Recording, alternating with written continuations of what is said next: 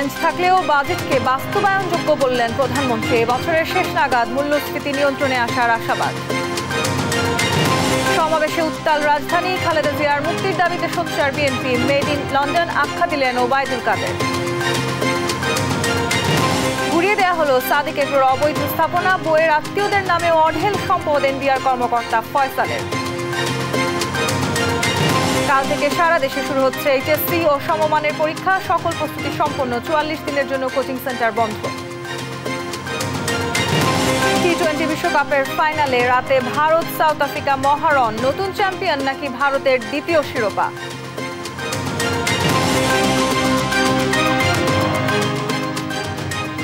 সংবাদ সন্ধ্যায় দেখছিলেন একেএস টিম টিভার সংবাদ শিরোনাম। সঙ্গে আছি আমি তাসনুভা তন্নি।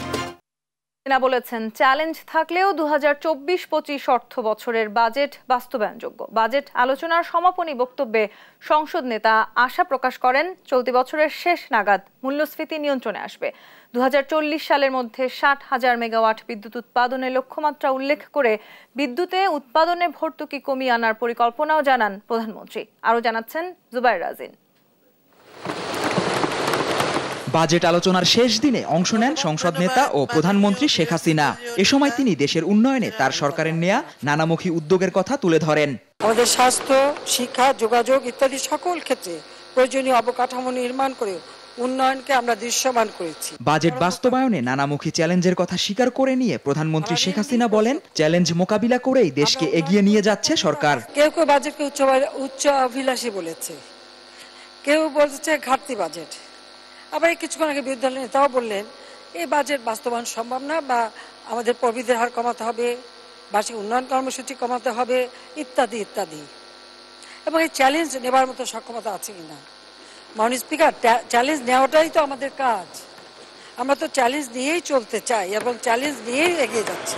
সাম্প্রতিক বিশ্ব পরিস্থিতি, যুদ্ধ, নিষেধাজ্ঞা, পাল্টা নিষেধাজ্ঞার কথা তুলে ধরে সংসদ নেতা বলেন, বিশ্বব্যাপী মূল্যস্ফীতি থাকা সত্ত্বেও দেশের মানুষের কষ্ট লাঘবে নানামুখী উদ্যোগ নিয়েছে সরকার। চলতি বছরের শেষ নাগাদ মূল্যস্ফীতি নিয়ন্ত্রণে আসবে বলেও আশাবাদ ব্যক্ত করেন প্রধানমন্ত্রী। আমরা এই বিশ্বব্যাপী অর্থনৈতিক মন্দা থেকে উত্তরণ ঘটানোর জন্য বিগত 2 বছর ধরে আমরা সংকোচনমূলক মুদ্রানীতি ও সহায়ক রাজস্ব নীতি অনুসরণ করে নানাবিধ পদক্ষেপ হাতে নিয়েছি। নীতি সুদের হার 8.5% উন্নীত করা হয়েছে এবং নীতি সুদ হারের করিডোরের ঊর্ধ্বসীমা 10% নির্ধারণ করা হয়েছে। আমরা আশা করি যে আমাদের গৃহীত পদক্ষেপের ফলে 2024-25 অর্থবছর শেষ নাগাদ আমাদের মূল্যস্ফীতি আমরা আরো নিয়ন্ত্রণ করতে পারবো, হ্রাস করতে পারবো। 2041 সালের মধ্যে স্মার্ট বাংলাদেশ গড়ার লক্ষ্য নিয়ে শিক্ষাক্ষেত্রে নানা উদ্যোগের কথা তুলে ধরেন প্রধানমন্ত্রী। আমরা ইতিমধ্যে প্রাথমিক, ইবতেদায়ী, মাধ্যমিক, দাখিল ভোকেশনাল ও এসএসসি ভোকেশনাল স্তরে 2010 সাল থেকে 2024 সাল পর্যন্ত 465 কোটি কপি পাঠ্যপুস্তক বিতরণ করা হয়েছে। এটা আর কোন সরকার কোনদিন করতে পারেনি। প্রায় 1495টি সরকারি প্রাথমিক বিদ্যালয় স্থাপন করা হয়েছে। যেখানে বিদ্যালয় ছিল না আমরা করেছি। 2040 সালের মধ্যে 60,000 মেগাওয়াট বিদ্যুৎ উৎপাদনের লক্ষ্যমাত্রার কথা উল্লেখ করে সরকার প্রধান বলেন, আগামী দিনে বিদ্যুতে দেয়া ভর্তুকি কমিয়ে আনবে সরকার। জুবাইর রাজিন, নিউজ ডেস্ক, দেশ টিভি। বিএনপির নেতাকর্মীদের সব থেকে বড় আতঙ্কের নাম তারেক রহমান, এমন মন্তব্য করেছেন আওয়ামী লীগ সাধারণ সম্পাদক ওবায়দুল কাদের। বলেন, বিএনপির আন্দোলনে এখন আর জোর নেই। শনিবার বিকেলে ঢাকা মহানগর দক্ষিণ আওয়ামী লীগের আলোচনা সভায় এসব কথা বলেন তিনি। সভায় কেন্দ্রীয় নেতারা জানান, আইনি লড়াই ছাড়া বেগম জিয়ার মুক্তির কোনো সুযোগ নেই। তৌফিক মাহমুদ মুন্নার রিপোর্ট। আওয়ামী লীগের 75তম প্রতিষ্ঠা বার্ষিকী উপলক্ষে এই আলোচনা সভার আয়োজন। ঢাকা মহানগর দক্ষিণ আওয়ামী লীগের উদ্যোগে 23 বঙ্গবন্ধু এভিনিউ এই সভা অনুষ্ঠিত হয়। আলোচনা সভা হলেও এটি রূপ নেয় সমাবেশে। দুপুর থেকে নেতাকর্মীরা মিছিল সহকারে অংশ নেন। ব্যানার, ফেস্টুন, প্ল্যাকার্ড হাতে নিয়ে 24টি থানা ও 75টি ওয়ার্ড থেকে নেতাকর্মীরা অংশ নেন। তবে সমাবেশে ব্যানার টাঙানো নিয়ে কিছুটা বিশৃঙ্খলা দেখা দেয়। আপনাদের এই যে সামনে আপনি দাঁড়িয়েছেন, এই দাঁড়িয়ালা, এই যে দাঁড়িয়ালা, হ্যাঁ আপনার টাঙানো কেন? আপনাদেরকে নিয়ে গর্ব করবো নাকি আপনার তিরস্কার করবো? বারবার দক্ষিণ আওয়ামী লীগ সভাপতি সাধারণ সম্পাদক নিষেধ করার পরেও নেতাকর্মীরা ব্যানার উঁচু করে সমাবেশে অংশ নেয়। এমন পরিস্থিতিতে কেন্দ্রীয় নেতারাও ব্যর্থ হন সমাবেশে শৃঙ্খলা ফেরাতে। এ নিয়ে ক্ষোভ প্রকাশ করেন তারা।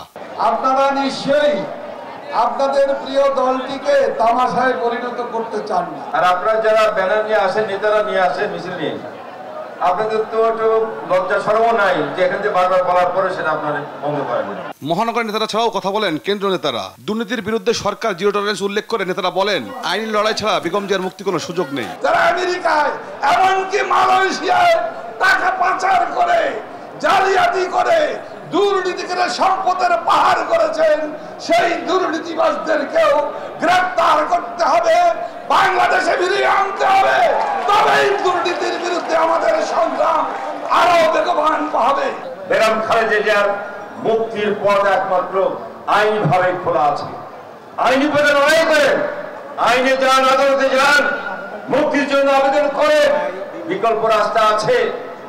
সব শেষে যদি আইনি লড়াই হেরে যান, তারপরে তো মহামান্য রাষ্ট্রপতির কাছেও আপনাদের যাওয়ার সুযোগ আছে। প্রধান অতিথি হিসেবে যোগ দেন আওয়ামী লীগ সাধারণ সম্পাদক ওবায়দুল কাদের।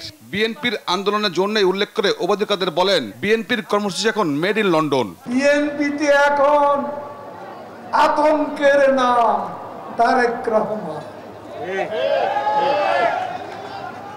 তারেক রহমান আতঙ্কের নাম। মধ্যরাতে টেমস নদীর পাড় থেকে ফরমান আসে, দুর্নীতি করলে কাউকে ছাড়া হবে না জানিয়ে আওয়ামী লীগ সাধারণ সম্পাদক বলেন, আগস্টের পরই জেলা পর্যায়ে সমাবেশে বক্তব্য রাখবেন দলীয় প্রধান শেখ হাসিনা। ক্ষমতার দাপট কেউ দেখাবে না, কাউকে ক্ষমা করা হবে না। শেখ হাসিনা শূন্য সহিষ্ণুতার নীতি, দুর্নীতির বিরুদ্ধে। দলের নেতা কর্মীদের ক্ষমতার দাপট না দেখিয়ে ঐক্যবদ্ধ হয়ে প্রস্তুত থাকার নির্দেশ দেন আওয়ামী লীগ সাধারণ সম্পাদক। তৌফিক মাহমুদ মুন্না, দেশ টিভি, ঢাকা। বর্তমান সরকার ক্ষমতায় থাকা মানেই দেশ ধ্বংস হওয়া, আর খালেদা জিয়া মানেই গণতন্ত্র, এমনটাই বললেন বিএনপি মহাসচিব মির্জা ফখরুল ইসলাম আলমগীর। গণতন্ত্র পুনরুদ্ধার আন্দোলনের সাথে খালেদা জিয়ার মুক্তিকে যুক্ত করে রাজপথে সংগ্রাম চালিয়ে যাওয়ার আহ্বানও জানান তিনি। কেন্দ্রীয় কার্যালয়ের সামনে আয়োজিত সমাবেশে এসব কথা বলেন বিএনপি মহাসচিব। বিস্তারিত সাইফুল রিপনের প্রতিবেদনে। বিএনপি চেয়ারপারসন খালেদা জিয়ার নিঃশর্ত মুক্তির দাবিতে 3 দিনের কর্মসূচির প্রথম দিনে নয়াপল্টনে দলের কেন্দ্রীয় কার্যালয়ের সামনে সমাবেশ করে বিএনপি। এতে অংশ নিয়ে নেতারা বলেন, জিয়া পরিবার বাঁচলে দেশ বাঁচবে, তাই খালেদা জিয়াকে মুক্তি না দিলে আসবে আরো কঠোর কর্মসূচি। স্থায়ী কমিটির সদস্যরা বলেন, খালেদা জিয়ার সুস্থতা শুধু তার নিজের জন্য নয়, দেশের মানুষের জন্যও প্রয়োজন। দেশে এখন অন্যায় ন্যায়ে পরিণত হয়েছে, তাই প্রতিরোধ গড়ে তোলা সবার কর্তব্য। দেশনেত্রী বেগম খালেদা জিয়াকে নিয়ে আমরা মুখ খুলেছি, এই মুখ কিন্তু আর থামবে না। কোথায় গিয়ে থামবে সেটা আল্লাহই বলতে পারে। আমার প্রিয় ভাইদেরকে আমি আবার আহ্বান জানাতে চাই, দেশনেত্রী বেগম খালেদা জিয়ার মুক্তির স্বার্থে কোনো আপোষ কোথাও কারোর সঙ্গে আমাদের হবে না। বিএনপি মহাসচিব বলেন, গণতন্ত্র আর খালেদা জিয়াকে আলাদা করে দেখার সুযোগ নেই। বাংলাদেশে গণতন্ত্র মানেই হচ্ছে এখন বর্তমানে দেশনেত্রী বেগম খালেদা জিয়া বন্ধুগণ, আমরা খুব পরিষ্কার করে বলতে চাই, দেশনেত্রীকে মুক্ত করুন, অন্যথায় আপনাদেরকে যে কোনো পরিণতির জন্য তৈরি থাকতে হবে বন্ধুগণ।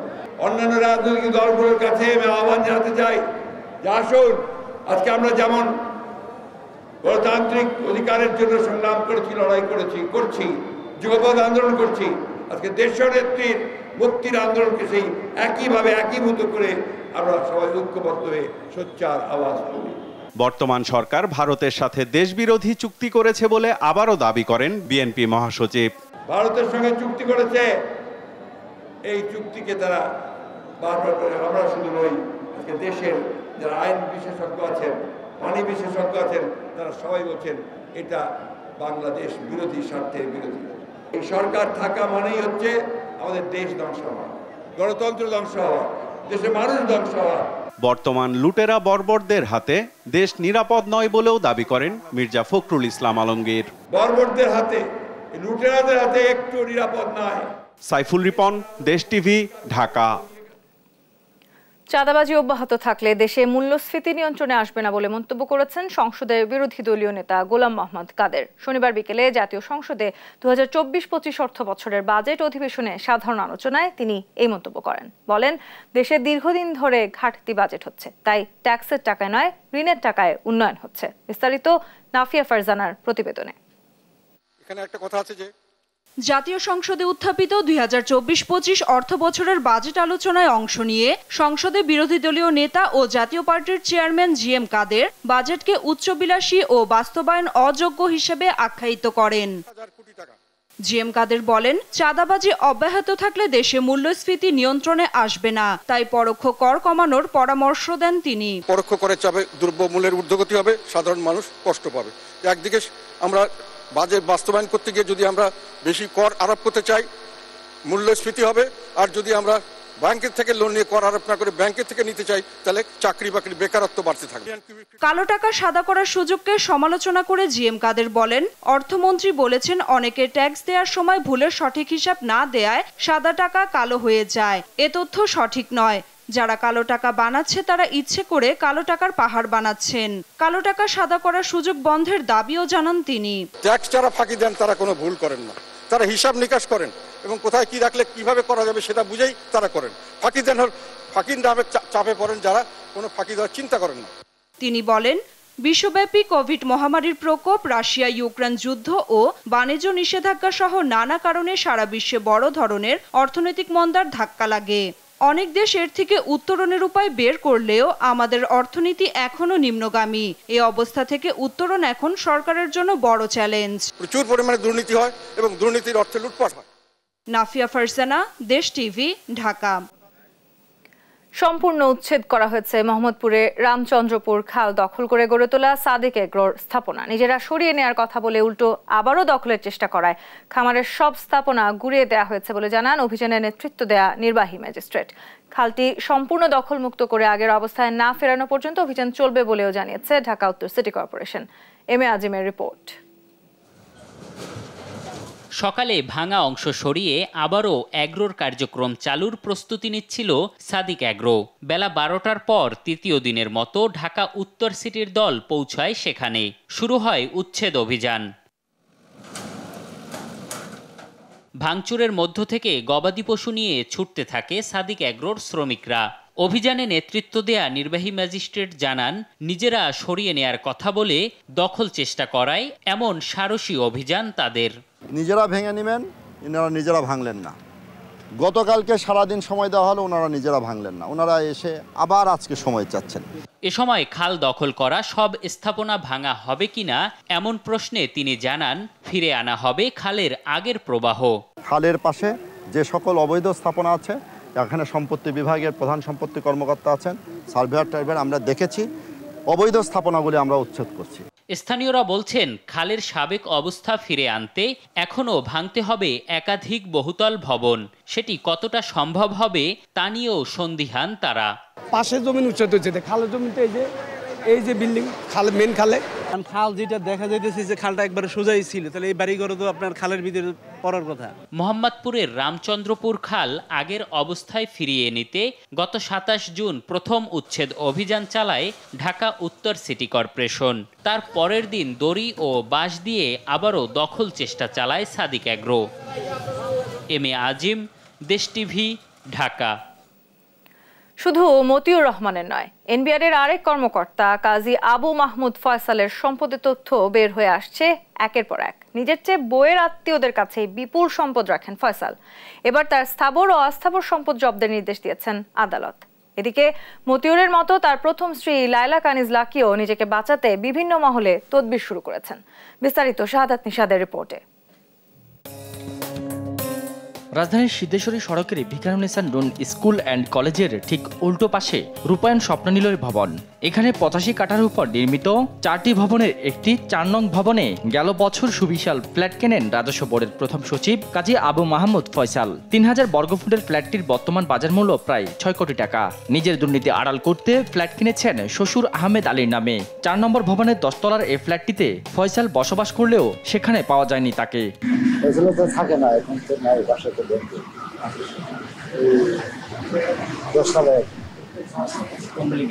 4 নম্বর বিল্ডিং।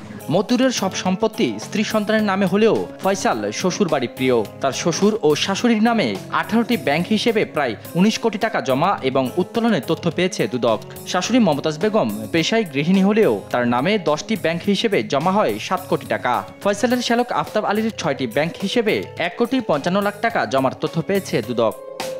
শুধু ঢাকাতেই নয়, নিজের গ্রামের বাড়িতেও ফয়সালের রয়েছে অডেল সম্পদ। খুলনা মহানগরীর মজগুন্নি এলাকার নেসারিয়া মাদ্রাসার পাশে প্রায় 2 বিঘা জমির ওপর গড়েছেন আলিশান 3 তলা বাড়ি। মজগুন্নি আবাসিক এলাকায় রয়েছে প্রায় 2 বিঘার জমির একটি ফ্ল্যাট। ফয়সালের স্ত্রী ঘোরেন বিলাসবহুল হ্যারিয়ার গাড়িতে করে। এদিকে গাজীপুর, নরসিংদী ও ময়মনসিংহে খোঁজ মিলেছে মতিউরের একাধিক রিসোর্ট ও ফ্যাক্টরির। ব্যাংক অ্যাকাউন্টে আছে 100 কোটি টাকা। 100 কোটি টাকার সম্পদ ভোগ করা তার প্রথম স্ত্রী লাইলা কানিজ লাকি দাম্ভিকতা দেখালেও দুর্নীতি ধামাচাপা দিতে মরিয়া হয়ে উঠেছেন। গোয়েন্দা তথ্য অনুযায়ী গেল বুধবার উজান ভাটি রেস্টুরেন্টে বৈঠক করেন নরসিংদী রায়পুরা উপজেলা ইউনিয়ন চেয়ারম্যানদের নিয়ে। বৃহস্পতিবার যোগ দেন উপজেলা পরিষদের বৈঠকে। এর আগে সাক্ষাৎ করেন একজন প্রভাবশালী নেতার সঙ্গে। যোগাযোগ করছেন প্রশাসনের বিভিন্ন স্তরে। এমন পরিস্থিতিতে সরকারি কর্মকর্তাদের জবাবদিহিতার আওতায় না আনা গেলে দুর্নীতি নিয়ন্ত্রণ সম্ভব নয় বলে মনে করেন টিআইবির নির্বাহী পরিচালক। ক্ষমতার ব্যবহার, তাই যে প্রাতিষ্ঠানিক ক্ষমতা, তার সাথে রাজনৈতিক ব্লেসিং এর যে ক্ষমতা, দুইটির সংমিশ্রণে তারা যে অপব্যবহার করে সম্পদের মালিক হয়েছেন অবৈধ প্রক্রিয়ার মাধ্যমে, বৈধের সাথে অসামঞ্জস্যপূর্ণভাবে, সেটি ধরাছোঁয়ার বাইরে থাকছে। এই কারণে এটা বিকশিত হচ্ছে। কাজেই এটা প্রতিকারের উপায় হচ্ছে যে অবশ্যই তাদেরকে জবাবদিহিতার নিয়ে আসা। সাদাত নিশাদ, দেশ টিভি, ঢাকা। সংবাদ সন্ধ্যায় আরো থাকছে। নতুন নতুন কৌশলে ফাঁদ পাচ্ছে সাইবার অপরাধীরা। ভুক্তভোগী বেশিরভাগই 18 থেকে 30 বছর বয়সী।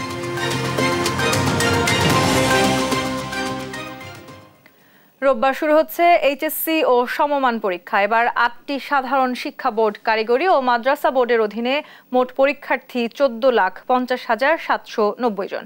বন্যা পরিস্থিতির কারণে শুধু সিলেট বিভাগের পরীক্ষা 9 জুলাই শুরু হবে।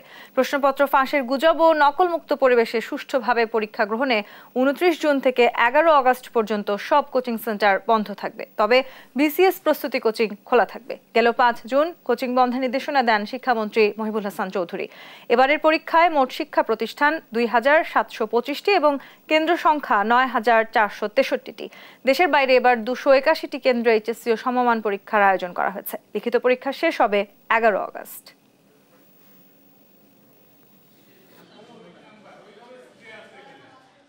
দেশে আশঙ্কাজনক হারে বাড়ছে সাইবার অপরাধ। নতুন নতুন কৌশলে প্রতারণার ফাঁদ পাচ্ছে অপরাধীরা। এতে পা দিচ্ছে উঠতি তরুণ তরুণী সহ নানা বয়সী মানুষ। আইন শৃঙ্খলা রক্ষাকারী বাহিনী বলছে, সময় মতো অভিযোগ দায়ের না করা এবং আইনি দুর্বলতার কারণে পার পেয়ে যাচ্ছে অপরাধীরা। বিস্তারিত আলিমুজ্জামান সাফওয়ানের রিপোর্টে। প্রযুক্তি খাতে দেশ যত এগিয়ে যাচ্ছে ততই বাড়ছে সাইবার অপরাধ। এতে ব্যক্তিগত ক্ষতির পাশাপাশি অর্থনৈতিকভাবেও ক্ষতির শিকার হচ্ছে মানুষ।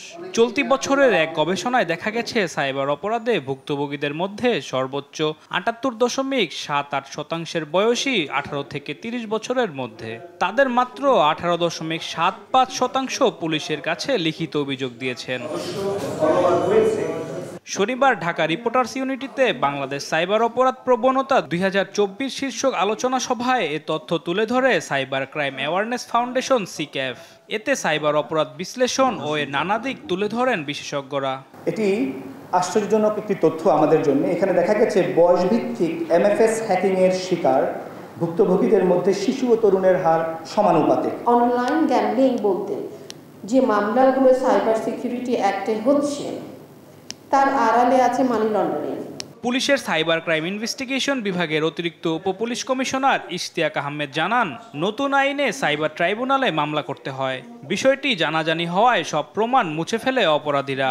দ্রুত আইনে শরণাপন্ন হওয়ার পরামর্শও দেন তিনি। আমার মনের মধ্যে শঙ্কা থাকার কারণে বা পারিবারিক ভয়, সামাজিক ভয়, এগুলো থেকে যখন আমি একটি রিপোর্ট একটু দেরিতে আমি সাবমিট করব, ততক্ষণে কিন্তু এটার গ্র্যাভিটি বা এই এভিডেন্স রাখার মতো অবস্থাটা আর থাকে না। আমাদের কাছে আসার আগে যদি আপনারা থার্ড পার্টি কারো কাছে যান যে আমার ফেসবুক আইডিটা ঠিক করে দাও বা আমার ইনস্টাগ্রাম আইডিটা ঠিক করে দাও, you might be second time victim again.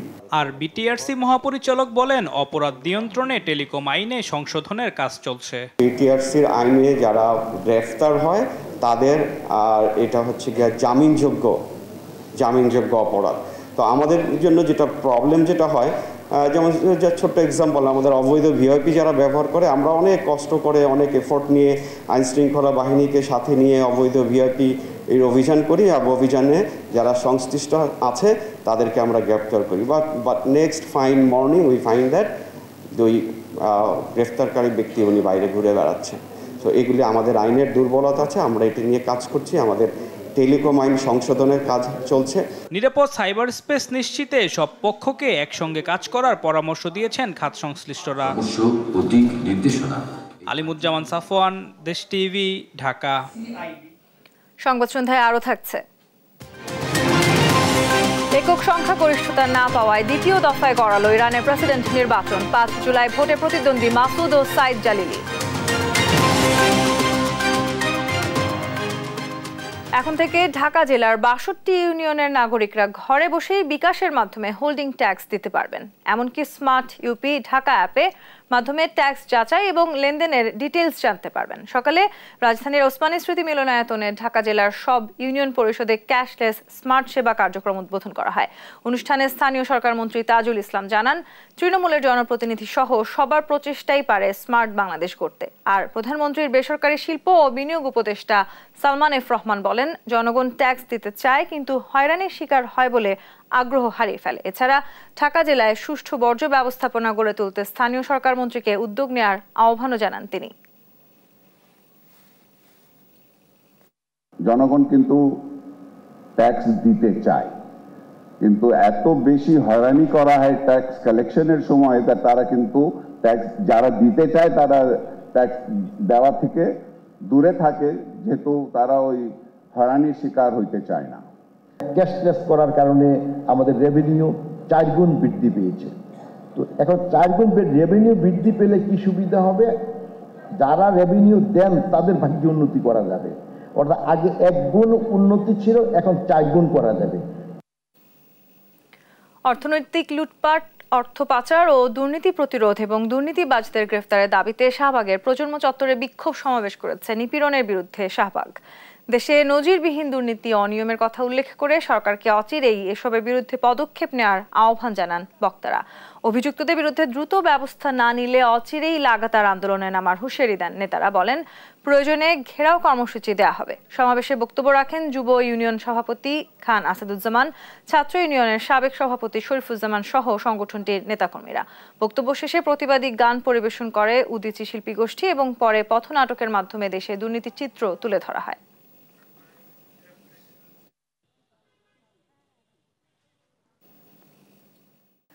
Gas সংকট এবং মশা মাছির উপদ্রবে অতিষ্ঠ রাজধানীর উত্তর সিটি কর্পোরেশনের 9 নম্বর ওয়ার্ডের বাসিন্দারা। খাল দখলের কারণে ময়লা জমে বন্ধ পানি প্রবাহ, বৃষ্টিতে তৈরি হয় জলাবদ্ধতা। খাল উদ্ধারে উত্তর সিটির সীমানা নির্ধারণ করা ছাড়া কোনো উদ্যোগ নেওয়া হয়নি। বিস্তারিত নিয়াজ মোর্শেদের প্রতিবেদনে। ভানুবিবি থাকেন রাজধানীর উত্তর সিটির 9 নম্বর ওয়ার্ডের আনন্দনগর এলাকায়। সকাল 7টার আগেই গ্যাস চলে যায় আর সারাদিনও আসে না। 4 জনের পরিবারে রান্না করতে হিমশিম খেতে হয়। গ্যাস মনে করেন 4টা-5টা বাজে আসে, আসলে আবার মাগরিবের আগে দিয়ে আবার চলে যায়। আবার রাতে মনে করেন যে 2টা-2:30 বাজে আবার গ্যাস আসে, তখন তো আমাদের লাগে না। আনন্দনগর এলাকা দিয়ে বয়ে যাওয়া কল্যাণপুর খালে ময়লা আবর্জনা আর দখলের কারণে বন্ধ পানি প্রবাহ, ফলে বৃষ্টি হলেই তৈরি হয় জলাবদ্ধতা। নানা রোগে আক্রান্ত হচ্ছে মানুষ। ময়লা পানি পারে দায়িত্ব হয়, গাওটাও হয়, শরীরে গাও পেঁচড়ে একজনের চুলকানি মুলকানি হয়ে গাওটা হয়ে বেড়ে যায়, ওষুধও ধরে না। পানি উঠলে মনে করেন বাচ্চা পোলা পানি নিয়ে সব খাটের উপরে বইতে হয়। আবার এখন আবার যে একটা সাপ বাইরেছে ওইটা আসলে তো আরো বেশি অসুবিধা পড়ে যাবে। খালের পানি প্রবাহ কেন বন্ধ, এমন প্রশ্নের উত্তর খুঁজতে স্থানীয়রা দেশ টিভির টিমকে নিয়ে যায় খালের শেষ মাথায়। সেখানে দেখা যায় দেয়াল দিয়ে খালে পানি প্রবাহ বন্ধ করে দিয়েছে খালেক সিটি। এটা এসে খালেকের যে জমিটা উনি এখানটা পাইপ বসাই দিছে, ওনার জায়গায় বসাই দিয়ে এখানে মুখটা রেখে দিছে। এখন মনে করেন আমাদের এখানে তো সিটি কর্পোরেশন যে কাজ করে পাইপ বসাবো বা কালভার্ট করবো, যাই করব, আমাদের এখানে কাজটা করা হয় নাই। বর্ষার সিজনে পানি আইতো, আবার সিরদিনে পানি যাইতো গিয়া ধান হইতো, এই খেতে এর মধ্যে ধান হইতো, ধান লাগাইতো। এলাকাবাসীর অভিযোগ, খালের সীমানা চিহ্নিত করলেও দখলমুক্ত করতে কোনো পদক্ষেপ নেয়নি ঢাকা উত্তর সিটি কর্পোরেশন। এ বিষয়ে স্থানীয় কাউন্সিলরের দাবি, খাল উদ্ধার ও জলাবদ্ধতা নিরসনে কাজ চলছে। সব বিষয়ে আমরা দফায় দফায় মিটিং করতেছি, এই সমস্ত বিষয়ে আমরা কাজ করতেছি, যেটা এলাকাবাসী জানে যে বিষয়ে আমরা খুব সতর্ক এবং অলরেডি আমাদের কাজ চলতেছে। দ্রুত খাল উদ্ধার করে জলাবদ্ধতা নিরসন সহ নাগরিক সুবিধা নিশ্চিতের দাবি জানিয়েছে এলাকাবাসী। মিয়াজ মুর্শিদ, দেশ টিভি, ঢাকা। আবারও সড়কে ঝরল প্রাণ। দেশের বিভিন্ন জেলায় একদিনে সড়ক দুর্ঘটনায় মারা গেছেন 7 জন। এসব ঘটনায় আহত হয়েছেন কমপক্ষে 15 জন। এর মধ্যে গাজীপুরে চাচার মৃত্যুর খবর শুনে বাড়ি যাওয়ার পথে প্রাণ যায় ভাতিজার। চট্টগ্রামে যাত্রীবাহী বাস উল্টে মারা গেছেন একজন। ময়মনসিংহে ট্রাকের সঙ্গে সংঘর্ষে প্রাণ গেছে চালকের। প্রতিনিধি তথ্য ছবিতে আপনপুর রিপোর্ট। সকাল থেকেই বৃষ্টি শুরু হয় দেশের বিভিন্ন প্রান্তে। এতে বৈরী আবহাওয়ায় সড়কে বাড়ে দুর্ঘটনা। বৃষ্টি হওয়ায় শনিবার সকাল 9টার দিকে ঢাকা চট্টগ্রাম মহাসড়কের ফকিরহাট এলাকায় যাত্রীবাহী বাস উল্টে মারা গেছেন এক যাত্রী। আহত হয়েছেন কমপক্ষে 10 জন। খবর পেয়ে বাসটি উদ্ধারে কাজ শুরু করে ফায়ার সার্ভিস। এ ঘটনায় ঢাকা চট্টগ্রাম মহাসড়কে তীব্র যানজটের সৃষ্টি হয়, বন্ধ হয়ে যায় যান চলাচল। জানা যায় চট্টগ্রাম থেকে ফেনীমুখী স্টারলাইন পরিবহনের যাত্রীবাহী বাসটি ফৌজদারহাট এলাকায় পৌঁছালে নিয়ন্ত্রণ হারিয়ে ডিভাইডারের সঙ্গে ধাক্কা খেয়ে উল্টে দুমড়ে মুচড়ে যায়। এছাড়া রাউজানে রাস্তা পার হতে গিয়ে পিকআপ ভ্যানের ধাক্কায় গুরুতর আহত হয়ে চিকিৎসাধীন অবস্থায় মারা গেছেন একজন। ময়মনসিংহের ভালুকায় ইউটার্ন নেয়ার সময় বালু বোঝাই ট্রাকের সঙ্গে সংঘর্ষে মারা গেছেন এনা পরিবহনের একটি বাসের চালক। সকাল 6টার দিকে ঢাকা ময়মনসিংহ মহাসড়কের ঢালিবাড়ি মোড় এলাকায় এই দুর্ঘটনা ঘটে। এদিকে গাজীপুরের শ্রীপুরে চাচার মৃত্যুর খবর শুনে বাড়ি যাওয়ার পথে প্রাণ গেল ভাতিজা সহ 2 জনের, আর আহত হয়েছেন আরও 2 জন। প্রত্যক্ষদর্শীরা জানায়, মাওনা কালিয়াকৈর সড়কের বদরিডাঙ্গা এলাকায় সিএনজি অটোরিকশা ও প্রাইভেট কারের সংঘর্ষ হয়। এতে অটোরিকশার 3 যাত্রী আহত হয়। হাসপাতালে নেয়ার পথে 2 জনের মৃত্যু হয়। সিরাজগঞ্জের সলঙ্গায় ট্রাক নিয়ন্ত্রণ হারিয়ে গাছের সঙ্গে ধাক্কায় প্রাণ হারিয়েছেন চালকের সহকারী। ট্রাকটি ঢাকা থেকে রাজশাহীর দিকে যাচ্ছিল। হরিণচড়া বাজার এলাকায় পৌঁছালে এই দুর্ঘটনার কবলে পড়ে। আপনপু, নিউজ ডেস্ক, দেশ টিভি। আন্তর্জাতিক প্রসঙ্গ।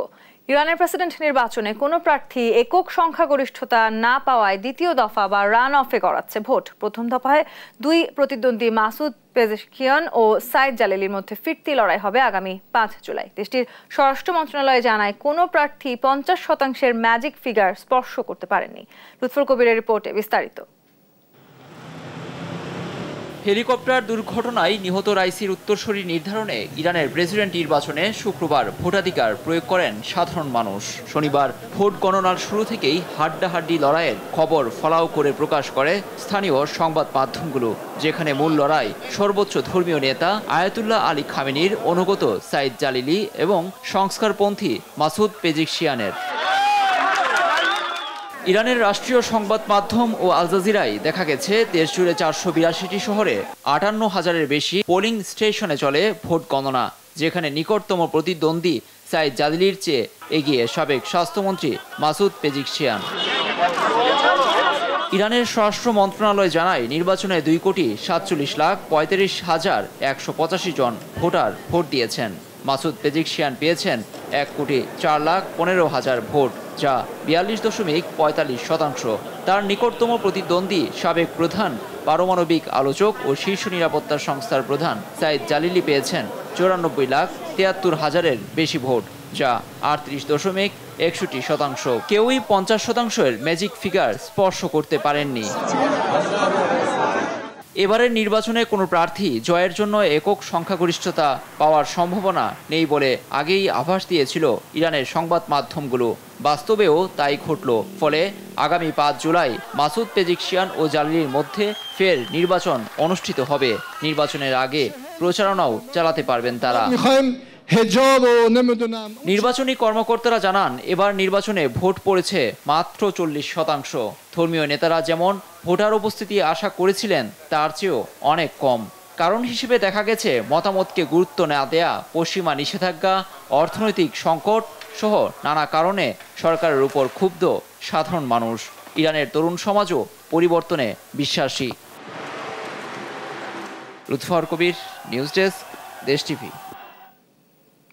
প্রেসিডেন্ট নির্বাচনের সময় যতই ঘনিয়ে আসছে কথা দিয়ে একে অপরকে ঘায়েল করে যাচ্ছেন জো বাইডেন ও ডোনাল্ড ট্রাম্প। টেলিভিশন বিতর্কে ট্রাম্পের কাছে ধরাশায়ী হওয়ার বিষয়টিও স্বীকার করেছেন বাইডেন। তবে প্রতিদ্বন্দ্বী ট্রাম্পকে নির্বাচনে হারানোর অঙ্গীকারও ব্যক্ত করেছেন তিনি। অন্যদিকে ট্রাম্প বলেছেন বাইডেনের মতো দুর্নীতিবাজ ও অযোগ্য প্রেসিডেন্ট যুক্তরাষ্ট্রের ইতিহাসে কখনো ছিল না।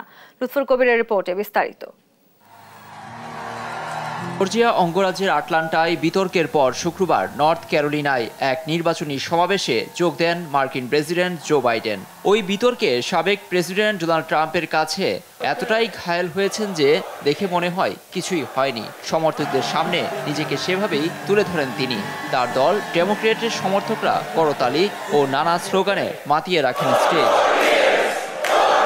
বিতর্কে ট্রাম্পের কাছে পরাস্ত হওয়ার বিষয়টি সবার সামনেই স্বীকার করে নিয়েছেন বাইডেন। নিজের বয়স হয়েছে বলেও মন্তব্য করেন তিনি। আজ নর্থ ক্যারোলিনায় আমার আসার একটি বড় কারণ আছে। এই অঙ্গরাজ্যে আমি বিজয়ী হতে চাই। আগামী নির্বাচনে এখানে আমরাই জয়ী হব। গতরাতে আমি 90 মিনিটের বিতর্কে একজন লোকের সঙ্গে কাটিয়েছি। আমার মনে হয় ওই বিতর্কে সবচেয়ে বেশি মিথ্যা বলার নতুন রেকর্ড গড়েছেন ট্রাম্প। এটা সত্যি যে আমি স্বাভাবিকভাবে যেভাবে কথা বলি সেভাবে বলতে পারিনি, যেভাবে বিতর্ক করে থাকি সেভাবে করতে পারিনি। এই সময় সমর্থকরা আরো 4 বছর পরে স্লোগান দেন। আসন্ন প্রেসিডেন্ট নির্বাচনে ট্রাম্পকে হারিয়ে আবারও ক্ষমতায় আসবেন বলে অঙ্গীকার ব্যক্ত করেন বাইডেন। একই দিন ভার্জিনিয়া অঙ্গরাজ্যে নির্বাচনী সমাবেশে যোগ দিয়েছেন ট্রাম্প। বেশ ফুরফুরে মেজাজে দেখা যায় সাবেক মার্কিন প্রেসিডেন্টকে। বাইডেনকে যুক্তরাষ্ট্রের ইতিহাসে অযোগ্য প্রেসিডেন্ট হিসেবে আখ্যা দেন তিনি। আপনারা কি গতরাতের বিতর্ক দেখেছেন, যেখানে আমরা এমন একজন ব্যক্তির বিরুদ্ধে বড় জয় পেয়েছি যিনি সত্যিই আমাদের দেশকে ধ্বংস করতে চাইছেন। তিনি হলেন আমাদের দেশের ইতিহাসে সবচেয়ে দুর্নীতিগ্রস্ত ও অযোগ্য প্রেসিডেন্ট। অভিবাসন, পররাষ্ট্রনীতি, অর্থনৈতিক, সামাজিক সহ নানা ইস্যুতে একে অপরকে বৃহস্পতিবার আক্রমণ করেন ট্রাম্প ও বাইডেন। চলতি বছরের 5 নভেম্বর যুক্তরাষ্ট্রের মধ্যবর্তী নির্বাচন। এই নির্বাচনে এখন পর্যন্ত দৌড়ে বেশ শক্ত অবস্থানে ট্রাম্প। অন্যদিকে বিভিন্ন জরিপে দেখা গেছে সেই তুলনায় পিছিয়ে ক্ষমতাসীন প্রেসিডেন্ট বাইডেন। লুৎফর কবির, নিউজ ডেস্ক, দেশ টিভি। সংবাদ সন্ধ্যার শিরোনামগুলো জানিয়ে দিচ্ছি আরো একবার।